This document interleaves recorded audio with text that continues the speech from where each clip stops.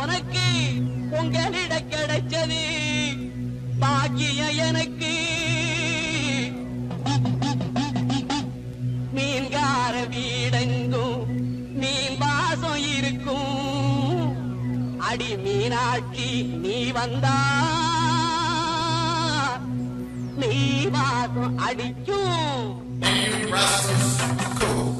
ஆத்தாடி மாரியம்மா